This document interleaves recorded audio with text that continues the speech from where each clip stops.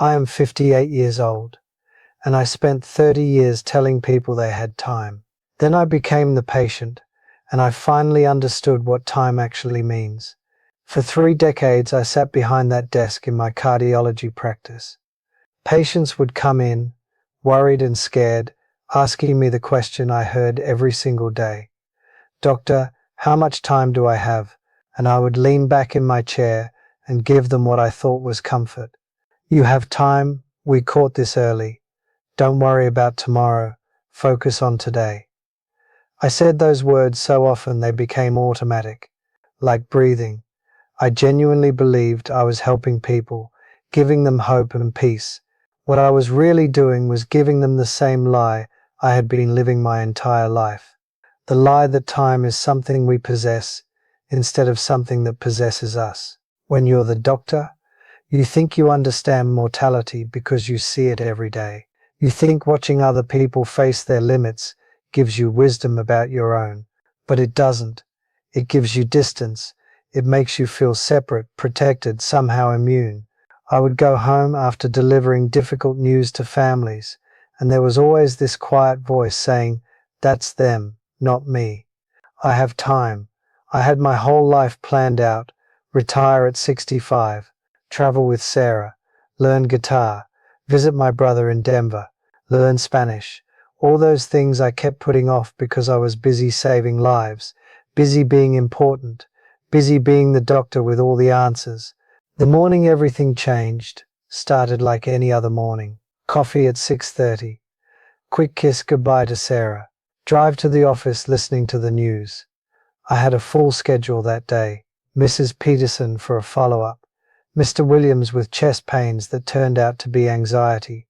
The usual parade of people looking for reassurance. Around 2 in the afternoon, I felt this pressure in my abdomen. Not pain exactly, just this dull, persistent presence that hadn't been there before. I ignored it at first. Doctors are terrible patients. We dismiss our own symptoms, convince ourselves it's nothing. Stress, too much coffee, bad lunch, anything but what we fear it might be. By 4 o'clock, I couldn't ignore it anymore. I slipped away between appointments and examined myself in the small bathroom attached to my office. That's when I felt the mass. Small, hard, definitely not supposed to be there. My hands that had examined thousands of patients, were suddenly shaking as they pressed against my own skin. I stood there in that bathroom for I don't know how long, looking at myself in the mirror, still wearing my white coat, still looking like the doctor, but something fundamental had shifted in those few seconds. I wasn't the doctor anymore, I was the patient. And for the first time in my life, time stopped being abstract. The next few hours were a blur of phone calls, appointments, tests, but I remember every detail with this strange, crystal clarity. The way the paper crinkled on the examination table when I sat down, the sound of my own breathing in the ultrasound room, the look in my colleague's eyes when he saw the images, the careful, professional way he spoke to me, using the same tone I had used with thousands of patients over the years. "We need to run some more tests, David, but I want you to know we've caught this early. You have options. You have time." Time. That word again. But now it sounded different. Now it sounded finite. I drove home that evening in complete silence. No radio, no phone calls, just me and the sound of my own heartbeat, suddenly loud in my ears. When I pulled into my driveway, I sat in the car for 20 minutes, just looking at my house. The house I had bought 15 years ago, thinking about all the time I would spend there, the garden Sarah planted that I never helped with because I was too busy, the front porch where I promised myself I would sit and read when things slowed down. Things never slow down, they just stop. I drove home in complete silence. When I finally walked inside, Sarah knew immediately that something was wrong. 32 years of marriage teaches you to read faces, to hear the things that aren't said. She was in the kitchen, making dinner, humming some song I didn't recognize. When she saw me, the humming stopped. "What is it?" she asked. I opened my mouth to say the words I had said to so many families over the years, the careful, clinical explanation, the reassuring tone, the emphasis on treatment options and survival rates. But all that came out was, "I'm sick, Sarah. I'm really sick." She dropped the wooden spoon she was holding.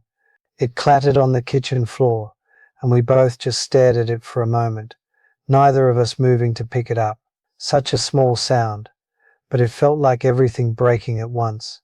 The weeks that followed were an education in irony.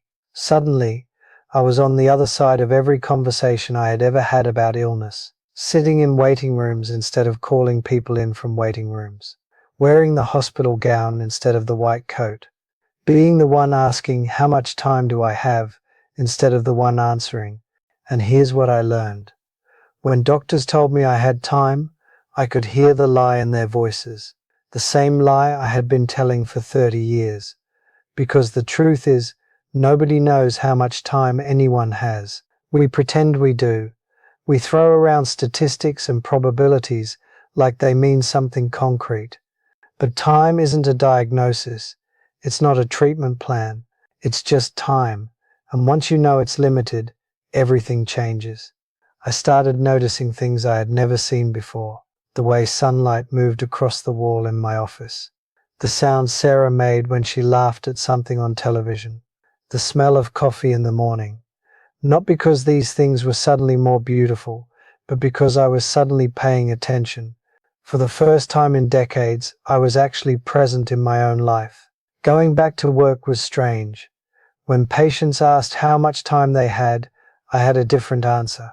"I don't know." I started telling them, "None of us do. But whatever time you have, it's the only time you'll ever have. So what are you going to do with it?" Some patients didn't like this answer. They wanted certainty, but others understood. They would nod slowly, and I could see something shifting in their faces. I think about all the conversations I had with patients over the years, all the times I sat behind that desk, dispensing what I thought was wisdom. Don't worry about things you can't control. Focus on your treatment. Stay positive. You have time. Easy words when you believe they apply to everyone except yourself. There was a patient I had about 5 years ago. Richard, I think his name was. Maybe 60 years old, worked in construction his whole life, had his first heart attack at 58. He came in for his follow-up appointment, and instead of talking about his medication or his diet, he started telling me about this trip he wanted to take with his wife to Alaska. They had been talking about it for years, but there was always something else: the mortgage, the kids' college tuition, work obligations. "Maybe next year," he said that day, "when things settle down a bit." I nodded and made some notes in his chart and sent him home with a prescription refill. Standard procedure, professional care. He never made it to Alaska. Had a massive heart attack 8 months later. His wife called to tell me. She was crying, trying to explain what had happened, apologizing for bothering me. "He kept talking about that Alaska trip," she said through her tears. "Right up until the end. Said we'd go next summer for sure." I think about how many times I nodded along when patients talked about their someday plans. How many times I agreed that next year would be better, that they had time to wait for the perfect moment. Because here's what I wish I had told him, what I wish I had told all of them. The perfect moment doesn't exist. The right time is a myth. There will always be bills to pay, obligations to meet, reasons to wait. Life doesn't pause for your plans. But here's what I wish I had told them, what I wish someone had told me. Time isn't something you have. Time is something you are. Every minute you spend worrying about the future is a minute you're not living in the present. Every hour you waste being busy instead of being alive is an hour you'll never get back. Every day you postpone the things that matter because you assume there will always be tomorrow is a day lost forever. I used to think being a doctor made me wise about life and death. I thought I understood what it meant to face mortality, because I helped other people face theirs. But I was wrong. I was a tourist in their experience, not a participant in my own. Now I am participating, and it's terrifying and beautiful and completely different from what I expected. I'm not grateful for being sick.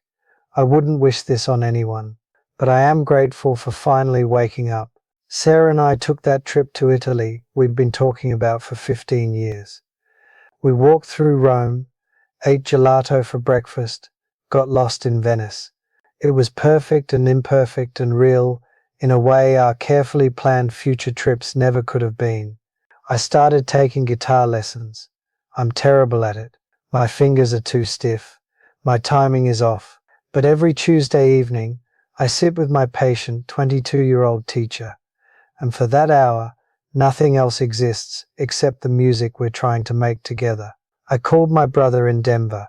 We hadn't talked in 2 years, not because we were angry, just busy, always busy. When I told him I was sick, there was this long silence on the other end of the line. Then I heard him crying.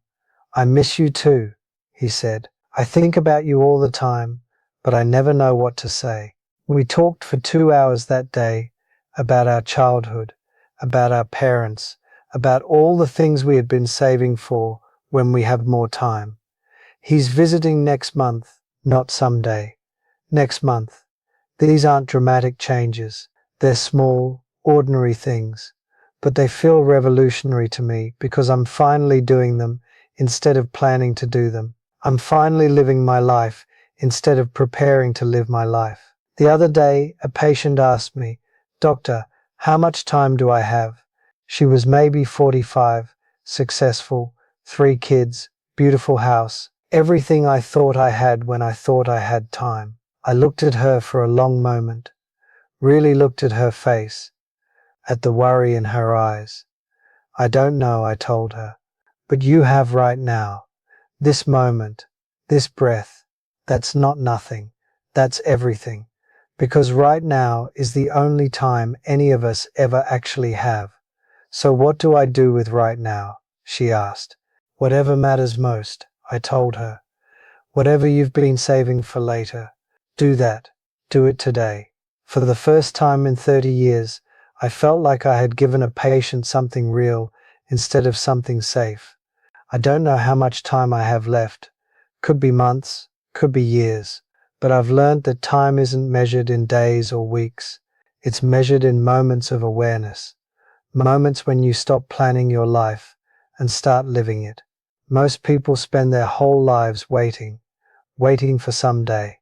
But someday isn't a day of the week. It doesn't exist. There is only today, only this moment, only this opportunity to be present in your own existence. I was the doctor for 30 years. I thought that made me an expert on life. But all it made me was an expert on other people's lives. I was sleepwalking through my own. Now I'm awake, because time stopped being something I thought I owned and became something I finally understood I was borrowing. If you're listening to this, you still have time. Not endless time, but real time. Limited time, precious time. Don't do it later, do it now. Call that person, take that trip, say those words, start that project, live that life you've been saving for someday. Because someday is today. It always was. I spent 30 years as the doctor, thinking I understood time. Now I'm the patient, and I finally do. The clock is ticking. It always was. But now I can hear it. Can you?